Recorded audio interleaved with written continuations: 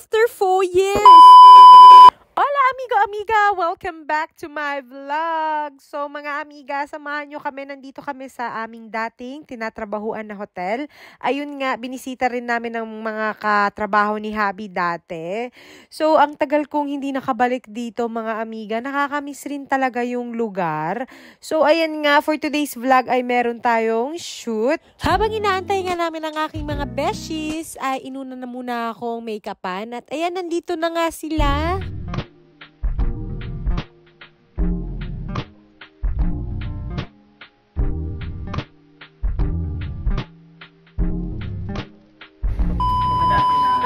Censored.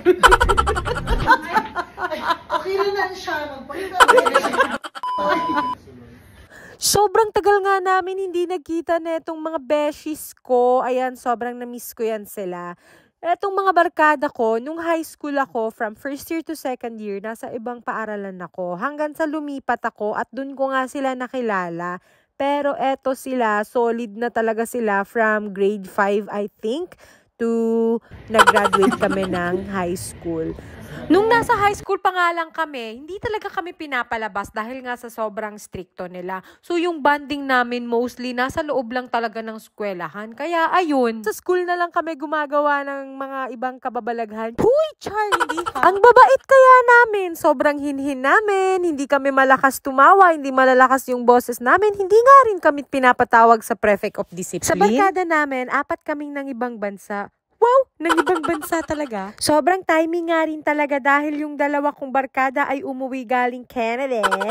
At yung isa naman ay nasa UK, kakaalis nga lang niya. Sayang na sayang lang talaga dahil nga hindi kami nag-abot. So etong mga barkada ko na nasa Davao City, sila talaga yung laging nagbabanding or laging nagka-catch up kapag may mga free time sila, nagko-coffee or nagdi-dinner out.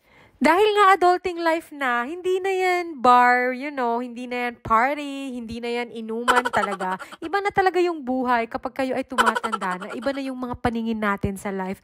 Charm! Alam nyo mga amiga, kahit gano'n pa kayo kalayo, kahit hindi pa kayo ganun palaging nag-uusap, pero kapag nagsama kayo, parang walang nagbago, yun talaga yung mga ikikip nyo. Char!